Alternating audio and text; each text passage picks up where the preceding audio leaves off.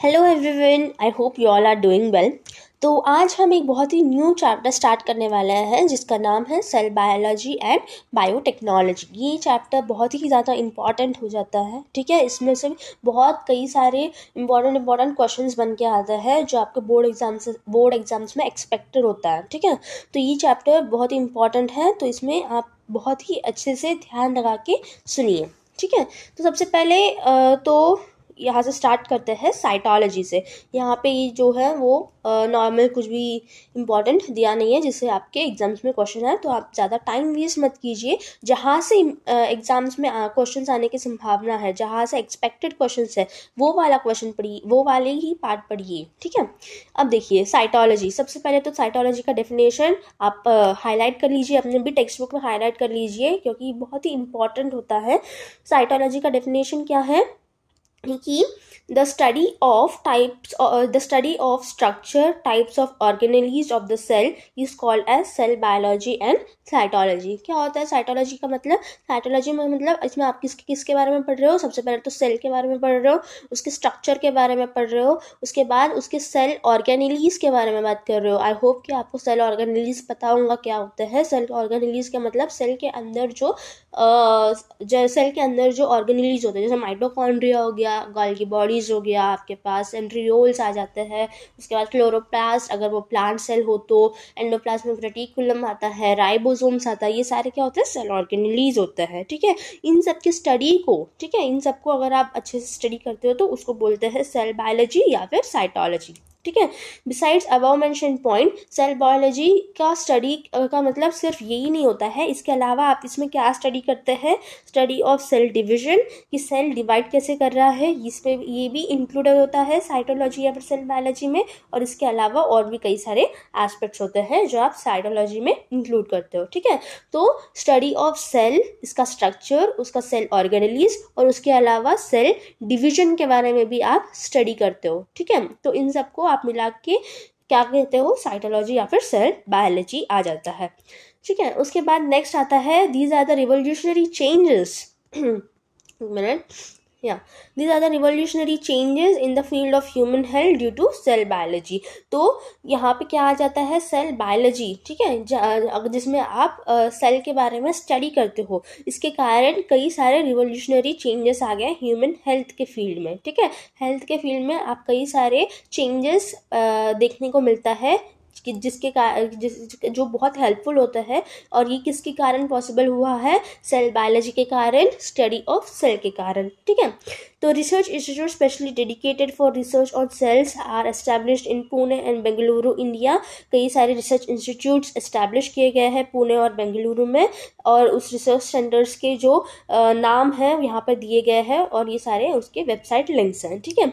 तो आप चाहिए तो इसमें वेबसाइट लिंक्स पे जाके आप विजिट कर सकते हो और आप देख सकते हो कि सेल्स का स्टडी कैसे किया जाता है। ये सब आप बाद में कर लेना आपके एग्जाम्स के बाद। सबसे पहले तो आप यहाँ पे टेक्स्ट बुक की स्टडी कीजिए, ठीक है। अब आता है स्टेम सेल्स। स्टेम सेल्स क्या होता है? स्टेम सेल्स में स्टेम सेल के फायदे क्या होते हैं, उसको कैसे प्रिजर्व करते हैं, ये सब हम अभी पढ़ने वाले हैं, ठीक है।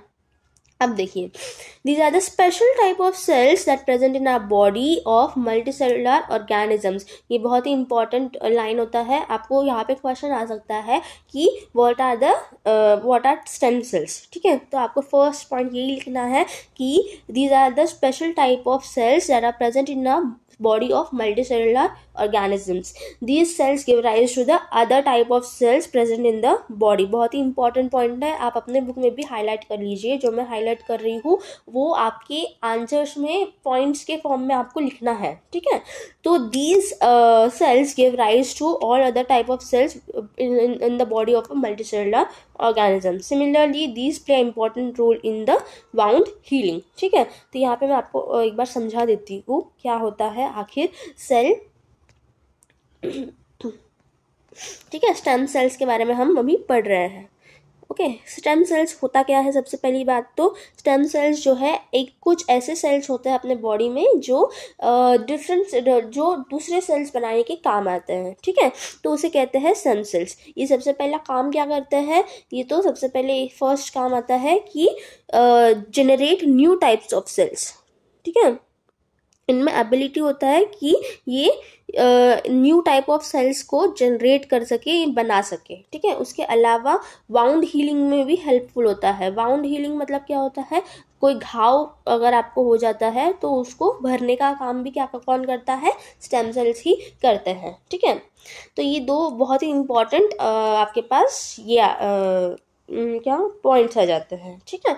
एक तो स्पेशल टाइप ऑफ सेल्स होते हैं अपने बॉडी में जो मल्टी सेलुलर ऑर्गेनिजम्स के बॉडी में, और इसके अलावा ये जो है give rise to different types of cells, मतलब ये जो सेल्स है दूसरे अलग टाइप ऑफ सेल्स भी बनाने की कैपेबिलिटी रखते हैं, और इसके अलावा ये वाउंड हीलिंग में भी हेल्प करते हैं, ठीक है। We have studied stem cells of the we have studied the stem cells of the plant in the previous class.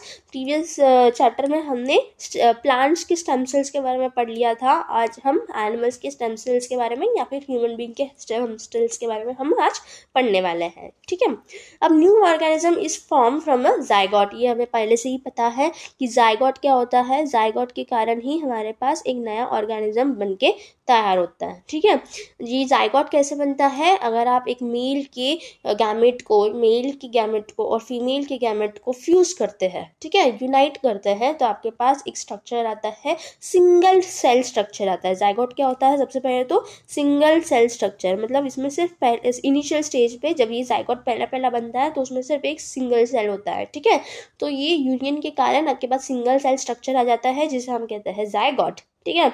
ये जाइगोट क्या करता है, उसके बाद जाइगोट डिवीजन करता है, ठीक है। मल्टीपल डिवीजन के कारण यहाँ पे एक सिंगल सेल जो है मास ऑफ सेल्स में इकट्ठा हो जाता है। सबसे पहले एक सिंगल सेल हुआ करता था, रिपीटेड डिवीजन के कारण यहाँ पे डिफरेंट टाइप ऑफ सेल्स तैयार हो जाता है, माइटोसिस करता है और ऐसे मास ऑफ सेल बना लेता है, ठीक है, एक सेल्स का एक गुच्छा बना लेता है, और ये सेल्स जो है हम क्या कहते हैं इसको, स्टेम सेल्स। अब ये सेल्स जो बन चुके हैं डिवीजन के कारण, ये सेल्स जो है ये सेल्स और भी ज़्यादा डिवाइड करके नए सेल्स बनाते हैं, न्यू सेल्स फॉर्म करते हैं, या फिर कुछ सेल्स इनमें से क्या करते हैं, डिफरेंट फंक्शंस भी करना शुरू कर देते हैं, ठीक है।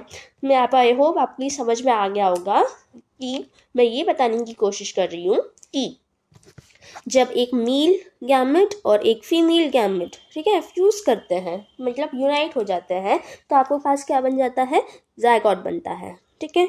यहाँ तक तो सब क्लियर होगा। अब जाइगोट क्या होता है, सिंगल सेल होता है, मतलब इसमें ये सिर्फ एक ही सेल का बना होता है, ठीक है। अब ये सिंगल सेल पूरा ऑर्गेनिज्म कैसे बनाएगा, डिवाइड करके, ठीक है। जाइगोट एक सिंगल सेल थोड़ी ना होता है, यंग ऑर्गेनिज्म क्या होता है, पूरा आदमी बनाना है अभी आपको, ठीक है। जाइगोट से अभी आपको पूरा न्यू ऑर्गेनिज्म बनाना है। अब लेकिन जाइगोट तो एक सिंगल सेल का है, तो इसके लिए आपको क्या करना पड़ेगा, डिवीजन करना पड़ेगा, ठीक है। अब ये डिवीजन कैसा होता है, माइटोटिक डिवीजन होता है। माइटोसिस, मियोसिस, ये मैंने ऑलरेडी पहले क्लासेस में बता दिया है, तो आपको अगर थोड़ा सा डाउट है तो आप उसमें जाकर रिवाइज कर लीजिए, ठीक है। माइटोसिस डिवीजन के कारण आपके पास क्या होता है, मास ऑफ सेल्स इकट्ठा हो जाता है। मास ऑफ सेल मतलब सेल का एक गुच्छा तैयार हो जाता है, ठीक है। ये एक सिंगल सेल है, तो यहाँ पे आपके पास बहुत सारे ऐसे डिवीजन के बाद सेल्स इकट्ठा हो जाता है, जिसे हम कहते हैं मास ऑफ सेल्स, ठीक है। अब ये मास ऑफ सेल्स का क्या हो जाता है, ये मास ऑफ सेल्स को जिसके अंदर के जो सेल्स है उसको क्या हम कहते हैं, स्टेम सेल्स। अब ये स्टेम सेल्स क्या करते हैं, ये स्टेम सेल्स हो सकता हो तो और डिवाइड करेंगे, ठीक है, कुछ सेल्स इसमें से और डिवाइड करेंगे। डिवाइड करने के बाद अब ये सेल्स जो है डिफरेंट फंक्शंस भी परफॉर्म करेंगे, ठीक है। अब अगर सेल्स डिवाइड होना ही तो काफ़ी नहीं है ना, इसको ब्रीथ करना पड़ेगा, ठीक है। जो जाइगोट है उसको ब्रीथिंग आना चाहिए, हार्ट बन के हार्ट बीटिंग होना चाहिए, ठीक है। वो सारे कुछ सेल्स उसमें से डिवाइड करेंगे और कुछ सेल्स डिफरेंट फंक्शंस जो है परफॉर्म करेंगे। इससे हम एक न्यू ऑर्गेनिज्म बना सकते हैं। आई होप अभी ये आपको समझ में आ गया होगा। तो ये जो है ये लाइन बहुत इंपॉर्टेंट है और आप यहाँ पे हाईलाइट कर लेते हैं। सबसे पहले तो क्या बता रहा है ये, new organism is form from the zygote, ठीक है, बहुत अच्छी बात है। और ये किसके कारण होता है, union of male and female gamete के कारण होता है, ये भी हमें पता चल गया है। और यहाँ पे क्या होता है, अर्लीस्ट स्टेज ऑफ डेवलपमेंट में ऑर्गेनिज्म क्या है, form a mass of cells, ठीक है। जो इनिशियल स्टेज में होता है, इनिशियल स्टेज में क्या करता है, ये मास ऑफ सेल बना लेता है, ठीक है, बहुत अच्छी बात है। अब all cells in that mass of cell are almost alike, ये बहुत इंपॉर्टेंट बात आ जाती है कि ये जो मास ऑफ सेल मैंने बनाया था, सेल्स का गुच्छा मैंने जो बनाया था, इसमें सभी सेल्स जो है सेम होता है, ठीक है, ये सभी सेल्स सेम होते हैं, और इसे हम क्या कहते हैं, स्टेम सेल्स कहते हैं, ठीक है। यहाँ पर these cells are called as stem cells. तो अगर आपको क्वेश्चन आता है कि what are stem cells, define stem cells, तो हम क्या करेंगे, सबसे पहले फर्स्ट पॉइंट आप ये लिखोगे कि these are the special type of cells present, these are the special type of cells present in the body of a multicellular organisms, ठीक है। सेकेंड पॉइंट आपको ये लिखना है कि these cells give rise to all other type of cells present in the body and it help in wound healing also। उसके बाद आपको क्या लिखना है, new organism is form from the zygote and which includes the union of male and female gamete, ये third point आ गया आपके पास। उसके बाद at the earliest stage of the development organism is in the form of mass of cells, ये fourth point हो गया। All this form are almost alike and these cells are called as stem cells। Normal simple सा answer, ठीक है। अब हम next page पे आ जाते हैं। नेक्स्ट पेज में देखिए, ड्यूरिंग फर्दर डेवलपमेंट, ठीक है, आगे के डेवलपमेंट में क्या हो जाता है आपके पास, these cells form any type of cell, different type of tissues and perform different functions in the body। जैसे मैंने आपको बताया था, ये बहुत इंपॉर्टेंट लाइन है, ठीक है, ये भी आप अपने बुक में अंडरलाइन या फिर हाईलाइट करके रख लीजिए, ठीक है। उसके बाद this is the differentiation of stem cells. अब यहाँ पे आता है next question, what is the differentiation of stem cells, ठीक है, what is meant by differentiation of stem cells. तो उसमें आप क्या करोगे, सबसे पहले समझ लेते हैं कि डिफरेंशिएशन ऑफ स्टेम सेल्स आखिर होता क्या है, ठीक है। सॉरी, ठीक है। तो अब भाई आपके दिमाग में एक और क्वेश्चन आता है कि भाई डिफरेंशिएशन ऑफ स्टेम सेल्स आखिर होता क्या है, ठीक है। अब डिफरेंशिएशन ऑफ स्टेम सेल्स होता क्या है, सबसे पहले तो स्टेम सेल्स आपको समझ में आ गया होगा कि सेल्स जो है, मास ऑफ सेल्स आपको बन जाता है, जायगोट जो है मास ऑफ सेल्स आप बना लेता है, जिसको हम कहते हैं स्टेम सेल्स, ठीक है। अब ये स्टेम सेल्स का बहुत सारे काम होता है, या तो ये क्या करेगा, डिवाइड करेगा, ठीक है, डिवाइड करके क्या बनाएगा, अपने जैसे नए सेल्स को, न्यू सेल्स को बनाएगा, ठीक है, ये सबसे पहला काम हो गया। हो सकता है ये सेल्स जो है कोई दूसरा टाइप ऑफ सेल्स बनाए, एनी टाइप ऑफ सेल्स, ठीक है। ये सेल्स के पास कैपेबिलिटी होती है कि ये कुछ भी डिफरेंट टाइप ऑफ सेल्स बना सकते हैं, या फिर हो सकता है कि अपने जैसे और सेल्स को बना के ये टिश्यू बना ले, ठीक है। टिश्यू के आखिर होता क्या है, टिश्यू आखिर होता क्या है, टिश्यू आखिर क्या होता है, ग्रुप ऑफ सेल्स को ही हम टिश्यू बोलते हैं, ठीक है। तो ये हो सकता है टिश्यू बना ले, या फिर ये हो सकता है कि डिफरेंट फंक्शन परफॉर्म करे, ठीक है।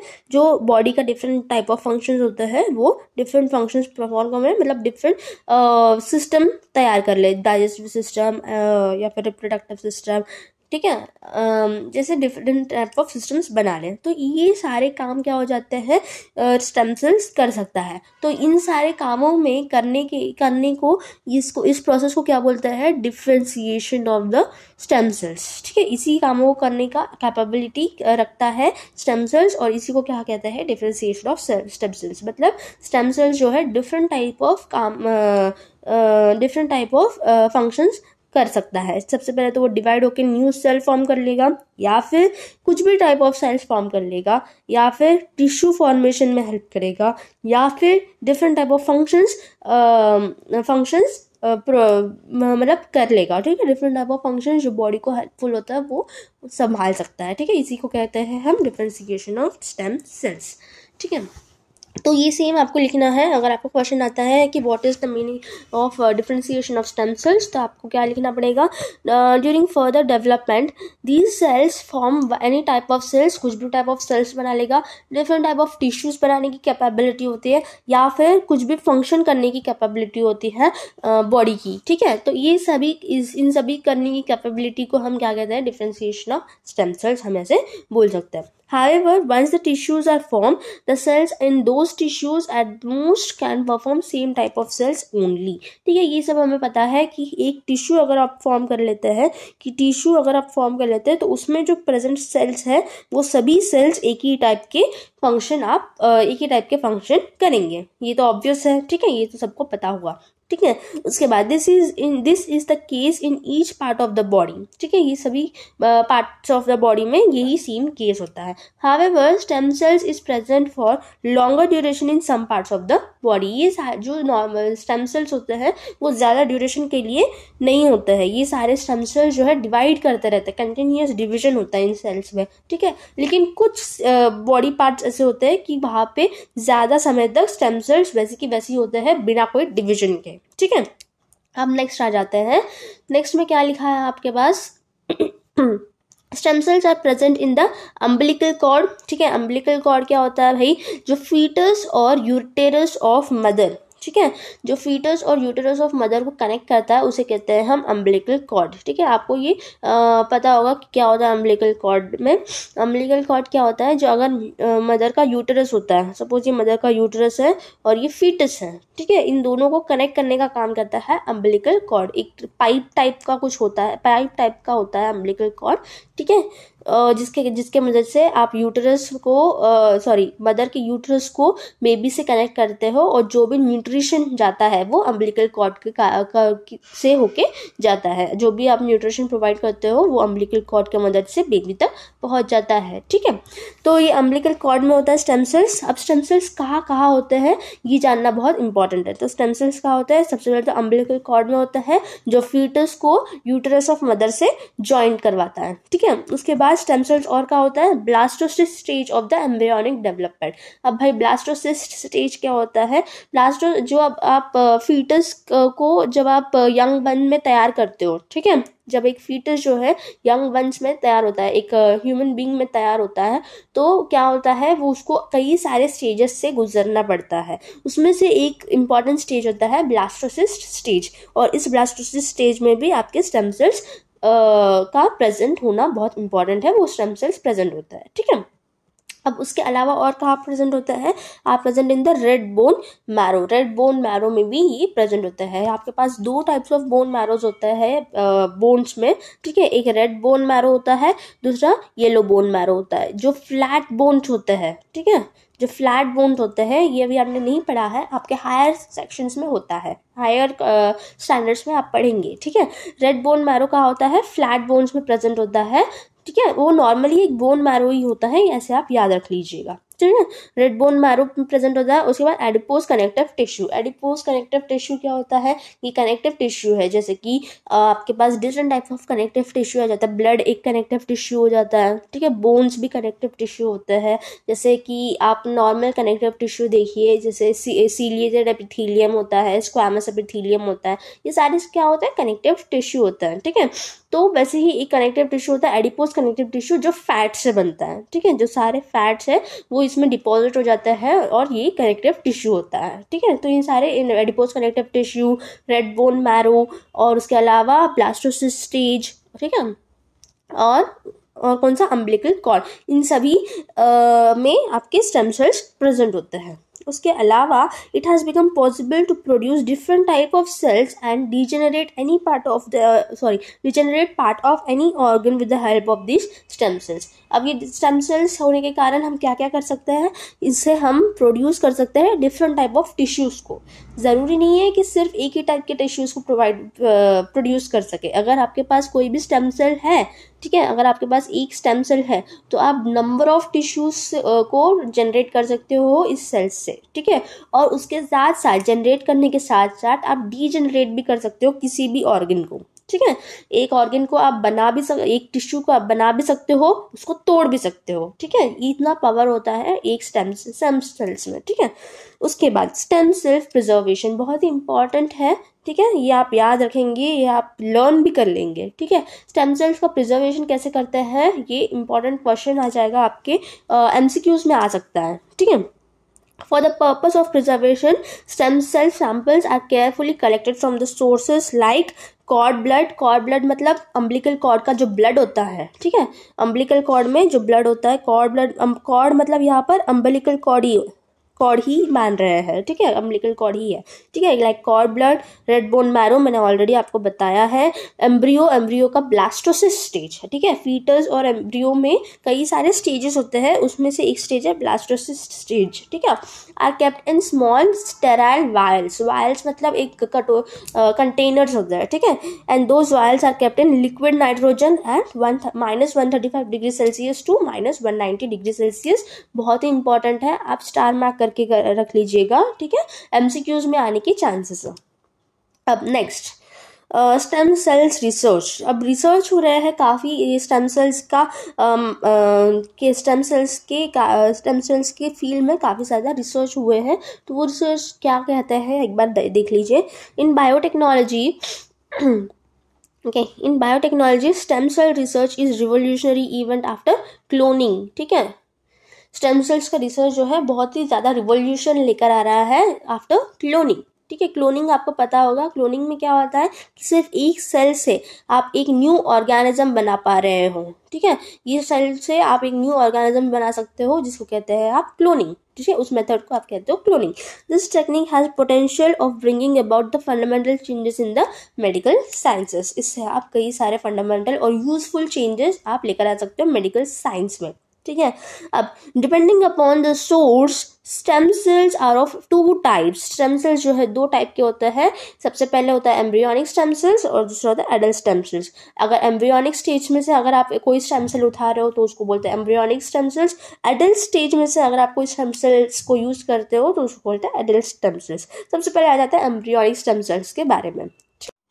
फाइन, तो अभी आते हैं एम्ब्रियोनिक स्टेम सेल्स के बारे में, ठीक है। अब division of zygote starts and thereby it is converted into embryo, ठीक है। सबसे पहले आपको क्या मिलता है, जाइगोट मिलता है, जो एक सिंगल सेल स्ट्रक्चर होता है, जो कि आपके पास मेल एंड फीमेल गैमेट के यूनियन से बनता है। अब ये जाइगोट का डिवीजन होता है, सभी को पता है, ठीक है। जाइगोट की डिवीजन के बाद आपके पास क्या बन जाता है, एम्ब्रियो बन जाता है, ठीक है। अब ये तो बात हम सबको पता है, आगे पढ़ते हैं। Cells of embryo undergo repeated mitotic division. Cell differentiation starts from the 14th day of conception. ये बहुत इंपॉर्टेंट है।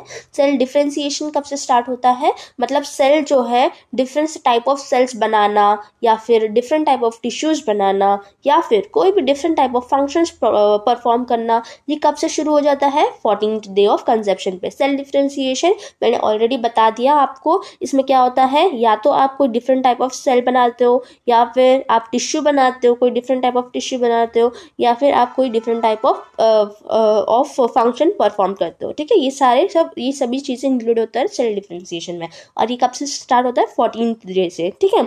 Cells of different organs like osteocytes. अब ऑस्टियोसाइट्स क्या होता है, ऑस्टियो मतलब होता है बोन, ठीक है। ऑस्टियो मतलब होता है बोन और साइट मतलब होता है cell.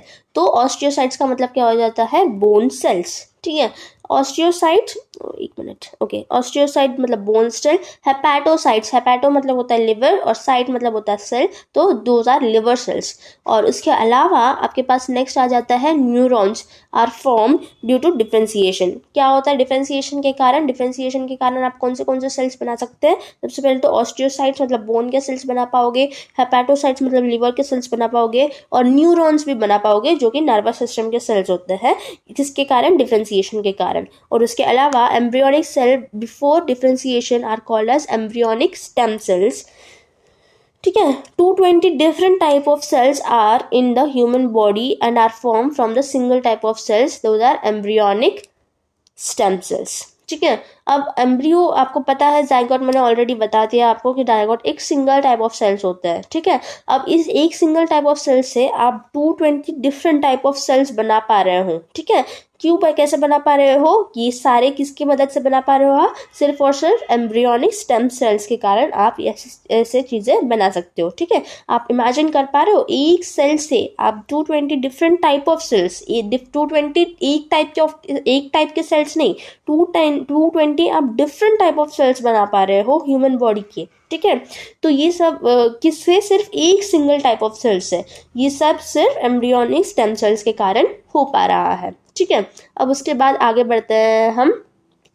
Stem cells are primary type of undifferentiated cells, ठीक है। ये थोड़ा सा इरेज कर देंगे। Okay.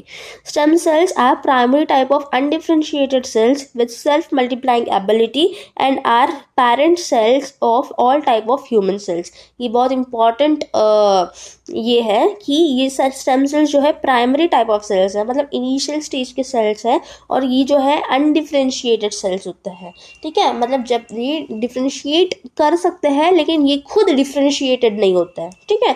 और इसके बाद सेल्फ मल्टीप्लाइंग एबिलिटी होती है, सेल्फ डिविजन कर सकते हैं ये लोग, सेल डिविजन पॉसिबल है। और उसके बाद they are parent cells of all type of human cells. जितने भी आपके ह्यूमन सेल्स बन रहे हैं सबके सब किससे बन रहे हैं? स्टेम सेल्स से बन रहे हैं, ठीक है। स्टेम सेल्स ही है वो जो सारे ह्यूमन बीइंग के सभी टाइप के सेल्स बना रहे हैं। तो ये स्टेम सेल्स को हम क्या बोलेंगे? पेरेंट सेल्स बोलेंगे, ठीक है, क्योंकि इन्हीं से सभी सेल्स बन रहे हैं, इसलिए these are the parent cells of all type of human cells, ठीक है।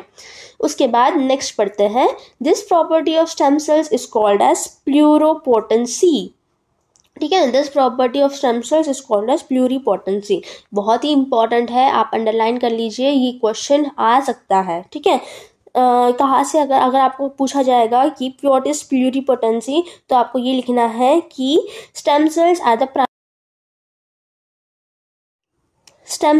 the primary type of undifferentiated cells with self multiplying ability, ठीक है। ये undifferentiated cells है और self multiplying ability को रखते हैं, मतलब खुद सेल डिवीजन कर सकते हैं। And they are parent cells है सभी टाइप के ह्यूमन सेल्स के, ठीक है। सभी टाइप के ह्यूमन सेल्स स्टेम सेल से बनते हैं और this property of stem cells is called as pluripotency, ठीक है।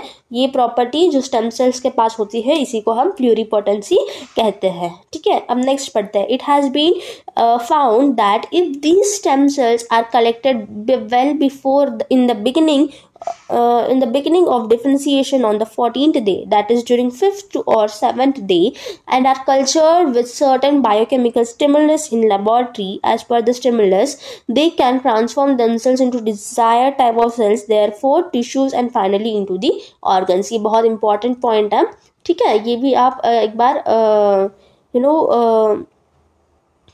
एक मिनट, ये भी आप थोड़ा सा हाईलाइट करके रख लीजिए अपने टेक्स्ट बुक में।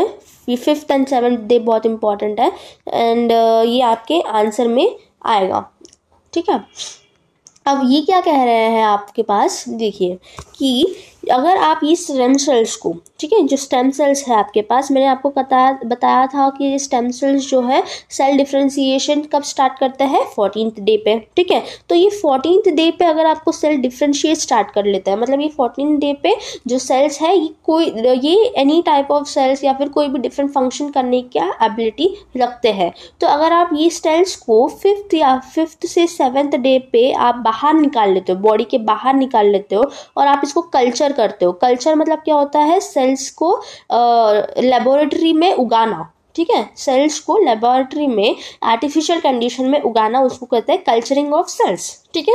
अब ये कल्चर करते हो किसके मदद से? सम बायोकेमिकल स्टिमुलस मतलब कोई बायोकेमिकल स्टिमुलस मतलब सेल्स को उगने का जो फेवरेबल कंडीशंस है वो आप लेबोरेटरी में बना रहे हो। नॉर्मली सेल्स कहाँ पे डिवाइड करते हैं? बॉडी के अंदर डिवाइड करते हैं, लेकिन आप लेबोरेटरी में उसको डिवाइड करने के सभी फेवरेबल कंडीशंस अगर आप उसको प्रोवाइड करते हो तो आप इससे क्या बना सकते हो? आपको जो डिजायर्ड टाइप ऑफ सेल्स चाहिए, जो आपको डिफरेंट टाइप ऑफ सेल्स आप बना सकते हो, और उसके अलावा आप टिश्यूज बना सकते हो। सेल्स से आपके पास टिश्यूज बन जाएंगे और टिश्यूज से आप ऑर्गन्स बना सकते हो। मतलब आप देख रहे हो एक छोटा स्टेम सेल आपको एक पूरा ऑर्गन बना रहा, आप पूरा एक ऑर्गन बना पा रहे हो, ठीक है। तो this is the this is the advantage of stem sales. ये हो गया पूरा एम्ब्रियोनिक स्टेम सेल्स के बारे में। अब आते हैं एडल्ट स्टेम सेल्स के बारे में। एडल्ट स्टेम सेल्स में क्या खासियत होती है ये हम जान लेंगे। Stem cells can be obtain from the body of adult person too, ठीक है, ये जो हमने पढ़ा था वो एम्ब्रियो में से आपने स्टेम सेल निकाला था, ठीक है। अब आप एडल्ट पर्सन में से आप स्टेम सेल्स निकाल रहे हैं, ठीक है। तो एडल्ट पर्सन में भी आप स्टेम सेल्स निकाल सकते हैं। There are 3 main sources of stem cells in the body of the adult person. 3 main sources होते हैं, मतलब 3 जो है मेन जगह होती है एडल्ट बॉडी में जहाँ से आप स्टेम सेल्स को निकाल सकते हैं। कौन सी जगह है वो? सबसे पहले तो रेड बोन मैरो है, ठीक है, एडिपोज कनेक्टिव टिश्यू है और ब्लड है। बहुत इंपॉर्टेंट है, आप अंडरलाइन कर लीजिए या फिर हाईलाइट कर लीजिए। Stem cells can be obtain from red bone marrow, adipose connective tissue और ब्लड से, ठीक है। अब beside stem cells can be obtain from cord blood immediate after the birth, ठीक है। कॉर्ड ब्लड से भी आपको मिल सकता है स्टेम सेल्स। कॉर्ड ब्लड मतलब सेम वही अम्बिलिकल कॉर्ड के जो ब्लड होता है, ये अम्बिलिकल कॉर्ड के ब्लड को आपको जस्ट बर्थ के तुरंत बाद आपको निकालना पड़ता है, ठीक है। नहीं तो वो अम्बिलिकल कॉर्ड को आप कट कर देते हैं ना, इसलिए आपको तुरंत बाद आपको निकालना पड़ता है, जिसके कारण वहाँ से भी आपको स्टेम सेल्स मिल सकता है, ठीक है। अब स्टेम सेल्स का आखिर यूज क्या होता है? हम स्टेम सेल्स को निकाल तो रहे हैं, यूजेस तो हमें सब कुछ पता ही है कि जिसके कारण इसके साथ स्टेम सेल्स को कल्चर करके आप डिफरेंट टाइप ऑफ सेल्स बना सकते हो, ठीक है। उससे आप फिर टिश्यूज बनाओगे, टिश्यूज से आप फिर उससे ऑर्गन बनाओगे, ठीक है, जिससे आपको ऑर्गन्स मिल सकता है, ठीक है। इससे आप डिफरेंट टाइप ऑफ सेल्स बना सकते हो, ये सारी, और इससे आप डिफरेंट टाइप ऑफ डिसीजेस भी ट्रीट कर सकते हो, ठीक है। कैसे, ये हम आगे देखेंगे। अब सबसे पहला यूज आ जाता है आपके पास स्टेम सेल्स का, वो है रीजेनरेटिव थेरेपी, ठीक है। अब रीजेनरेटिव थेरेपी क्या होता है ये आप अंडरलाइन कर लीजिए कि सेल थेरेपी एक थेरेपी होता है जिससे आप क्या कर सकते हो, जो आपके बॉडी में डेड सेल्स होते हैं, ठीक है, आपके बॉडी में काफ़ी सारे डेड सेल्स होते हैं, या फिर किसी भी एक्शन के कारण आपके बॉडी में जो सेल्स है वो मर जाते हैं, वो डेड हो जाते हैं, तो वो डेड सेल्स को आप रिप्लेस कर सकते हो, ठीक है। Stem cells are used in replace of dead cells in case of conditions like diabetes. Diabetes में आपकी बॉडी में काफ़ी सारे डेड सेल्स इकट्ठा होना शुरू कर देते हैं और सारे सेल्स जो है मर जाते हैं, ठीक है।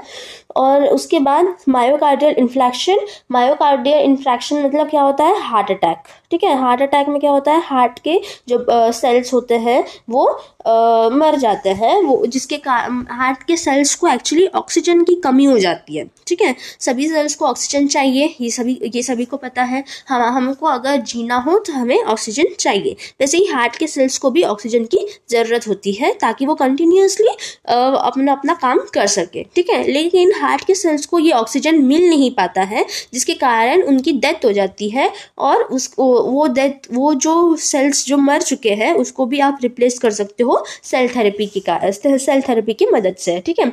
अल्जाइमर्स डिसीज में भी आपके जो सेल्स है वो मर जाते हैं, ठीक है। आपके जो ब्रेन के सेल्स है, नॉर्मली अल्जाइमर डिसीज में क्या हो जाते हैं, ब्रेन के सेल्स है वो डेड हो जाते हैं, उनको ऑक्सीजन अच्छे से मिल नहीं पाती है, जिसके कारण वो उनको फिर रिप्लेस कर सकते हो आप सेल थेरेपी से, जिसका मेन सोर्स है स्टेम सेल्स, ठीक है।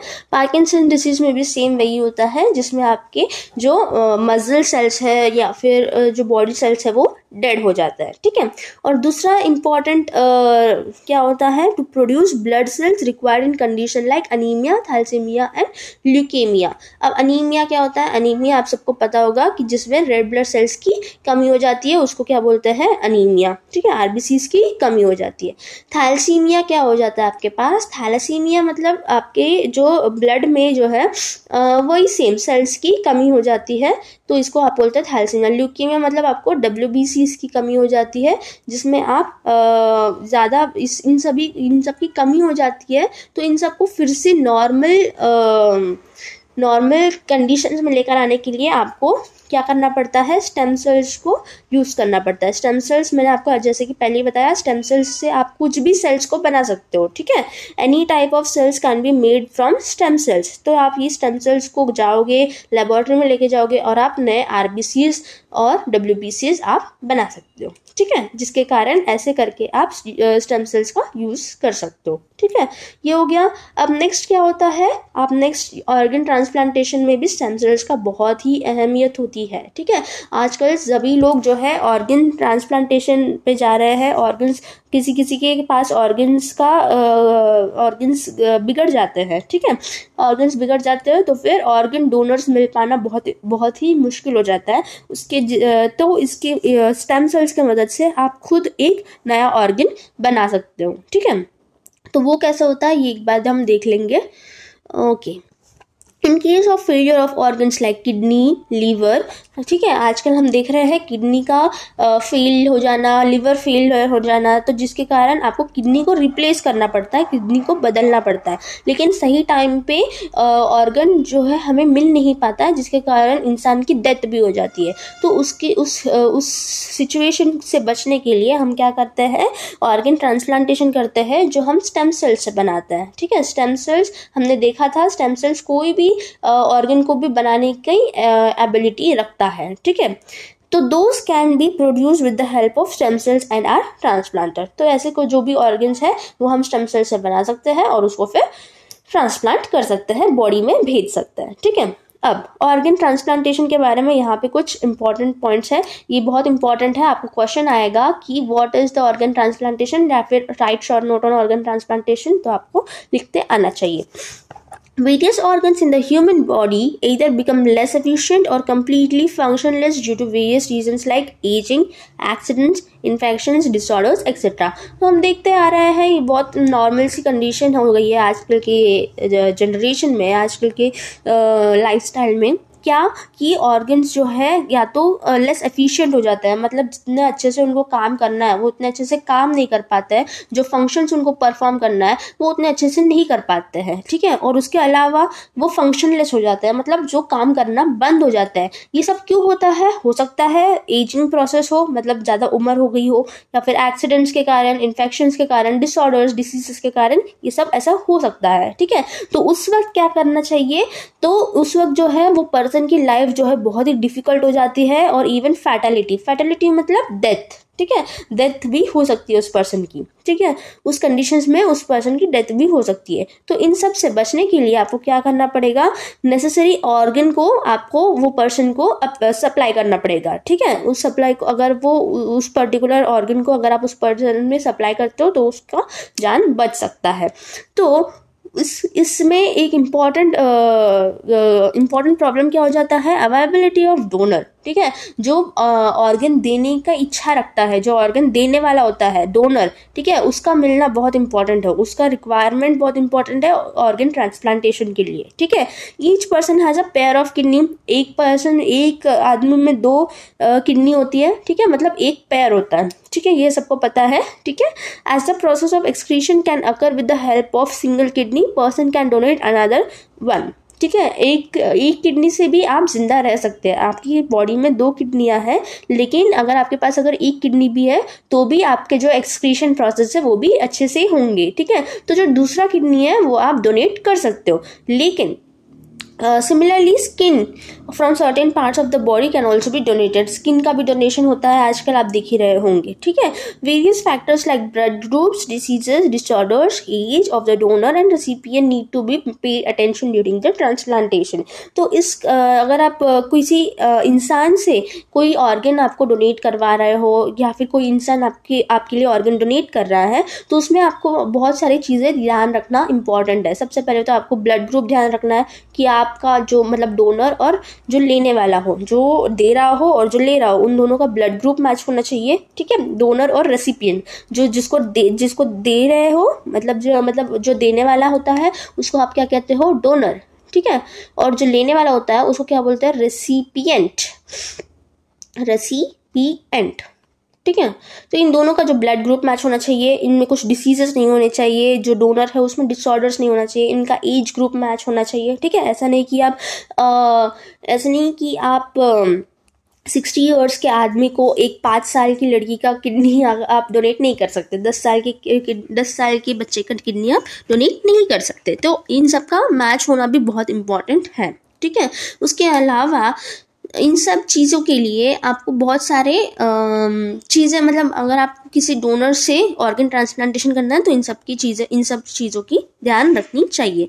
उसके अलावा however other organs can not be donated during the life time, मतलब जो दूसरी ऑर्गन्स है, सपोज अगर आपके पास लिवर हो जाता है, हार्ट हो जाता है, आइस हो जाते हैं, ये सारे ऑर्गन्स जो है आप जीते जी डोनेट नहीं कर सकते। ठीक है, ये अंडरलाइन कर लीजिए। Organs like liver, heart and ice can be donated only after the death. जब इंसान की डेथ हो जाती है तभी आप कुछ ऑर्गन्स डोनेट कर सकते हैं, जिसमें से लिवर आ जाता है, हार्ट आ जाता है, आइस आ जाते हैं। ठीक है, अगर आप हार्ट डोनेट कर दोगे तो बचा ही क्या, फिर आप तो डेथ ही हो गए हो ना।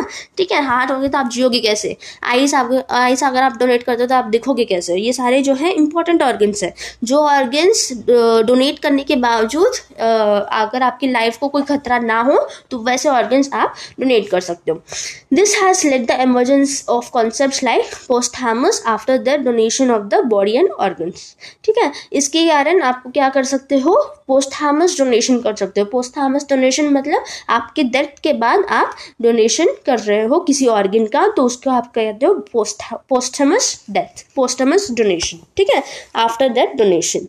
अब नेक्स्ट आ जाता है आपके पास ऑर्गन एंड बॉडी डोनेशन।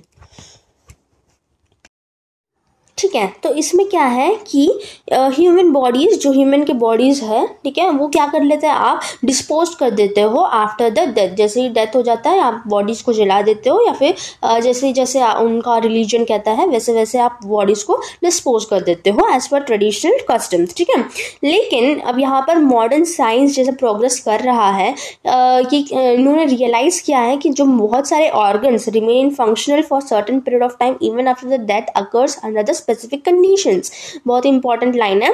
तो जैसे साइंस प्रोग्रेस कर रहा है तो साइंटिस्ट ने, डॉक्टर्स ने ये रियलाइज़ किया है कि डेथ होने के बाद भी आपके बहुत सारे ऑर्गन्स जो है ह्यूमन बॉडी के अंदर, काफ़ी सारे ऑर्गन्स जो है वो फंक्शनल स्टेट में होता है, मतलब वो बहुत अच्छे से फंक्शंस कर रहे होते हैं।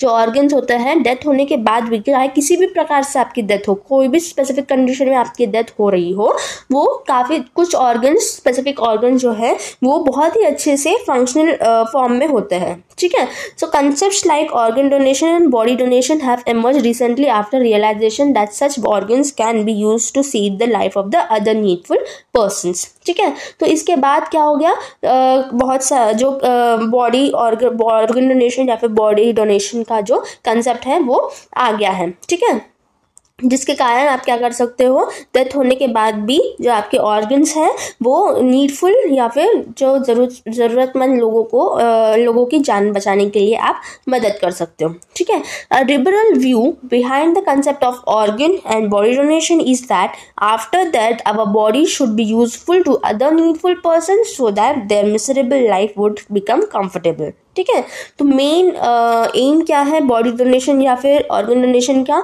कि आपके डेथ के बाद, आफ्टर डेथ भी आपका जो बॉडी है वो यूजफुल होना चाहिए किसको, ज़रूरतमंद लोगों को, ताकि उनका जो लाइफ है वो कंफर्टेबली वो जी सके। ठीक है, तो awareness about this concept is increasing in our country and people are voluntarily donating their bodies. तो इसके बारे में जो अवेयरनेस है, इसके बारे में जो जागरूकता आ रही है अभी लोगों में, फिलहाल धीरे धीरे आ रही है। ठीक है, अभी तक पूरी आई नहीं है, और ये मतलब बहुत लोग अभी भी डर रहे हैं बॉडी डोनेशन और ऑर्गन डोनेशन के कारण। ठीक है, लेकिन ये जल्दी ही आ जाएगी, लोगों में समझ आ जाएगी, और इसके कारण जो है बहुत सारे लोग जो है वॉलंटरीली मतलब खुद होके डोनेट करने आएंगे। ठीक है, अब life of many people can be saved by organ and body donation, ये हमें पता है, बहुत सारे लोगों की जान बच सकती है। Blinds can gain their vision. ठीक है, अंधे लोगों को आप आँख डोनेट करके उनको वापस विजन दे सकते हो। Life of many people can be rendered comfortably by donation organs like liver, kidney, heart valves, skin etcetera. ठीक है, ये सारे ऑर्गन्स आप डोनेट कर सकते हो, किडनी डोनेट कर सकते हो, हार्ट डोनेट कर सकते हो, लेकिन ये सारे जो ऑर्गन्स हैं ये आपको आफ्टर डेथ डोनेट करना पड़ेगा। ठीक है, डेथ के बाद डोनेट करोगे आप। किडनीज को तो खैर आप डोनेट कर सकते हो, लेकिन हार्ट वाल्व्स, ठीक है, और स्किन जो है आफ्टर डेथ आपको डोनेट करना पड़ेगा। Similarly body can be made available for research in medical studies, ठीक है। आपको पता होगा कि जो भी मेडिकल स्टडीज होते हैं, मेडिकल स्टूडेंट्स होते हैं, मेडिकल हॉस्पिटल्स जो MBBS पढ़ने वाले लोग होते हैं, उनको क्या करना, उनको बॉडीज की ज़रूरत होती है, ठीक है। उनको कैडेवर की ज़रूरत हो रही है, कैडेवर मतलब डेड बॉडीज़ की ज़रूरत होती है, जिसके कारण आप मेडिकल रिसर्च कर सकते हो, ठीक है, या जिसके कारण मेडिकल स्टूडेंट्स जो है एक्सपेरिमेंट्स परफॉर्म कर सकता है, ठीक है। तो आप अगर आफ्टर दैट बॉडी जब हॉस्पिटल्स में आके डोनेट कर जाती है, तो उस वो सारे बॉडीज़ जो है मेडिकल स्टडीज़ के रिसर्च में आपको हेल्प करेंगे। Many government and social organisation are working towards increasing the awareness about the body donation, ठीक है। कई सारे सोशल ऑर्गेनाइजेशन और गवर्नमेंट भी इसके लिए वर्क कर रहा है, ठीक है। तो यहाँ तक हमने अपना पूरा स्टेम सेल्स का पोर्शन जो है वो कंप्लीट कर दिया। यहाँ से अभी आप नेक्स्ट बायोटेक्नोलॉजी का पोर्शन शुरू हो जाता है, ठीक है, जो हम नेक्स्ट क्लास में ले लेंगे, ठीक है। तो आई होप ये आपको स्टेम सेल्स के बारे में पूरा अच्छे से समझ गया होगा, और जो भी मैंने अंडरलाइन या फिर हाईलाइट कर लिया है, हर करके रखा है, जो मैंने बोला कि बहुत इंपॉर्टेंट है, जो एग्जाम में आने वाले क्वेश्चंस है, जो मैंने ये 14th डे वाला क्वेश्चन बताया वो भी बहुत इंपॉर्टेंट है। स्टेम सेल्स प्रिजर्वेशन इंपॉर्टेंट है, ठीक है। उसके बाद मैंने कुछ क्वेश्चन बताया कि व्हाट आर स्टेम सेल्स, ये वाला क्वेश्चन, स्टेम सेल डिफरेंशिएशन क्या होता है, मैंने कुछ पॉइंट्स आपको टिक करवा के दिए, ये सारे बहुत ही इंपॉर्टेंट है, ठीक है। साइटोलॉजी का डेफिनेशन बहुत इंपॉर्टेंट है। तो ये सारे आप अपने टेक्स्ट बुक में भी एक बार अंडरलाइन कर लीजिए, और उसके बाद एक बार रिवाइज कर लेंगे, तो आप इस चैप्टर में फिर कंफर्टेबल हो जाएंगे, ठीक है। तो नेक्स्ट क्लास में मिलता है, तब तक के लिए keep studying, okay, and stay safe and stay at home. Bye.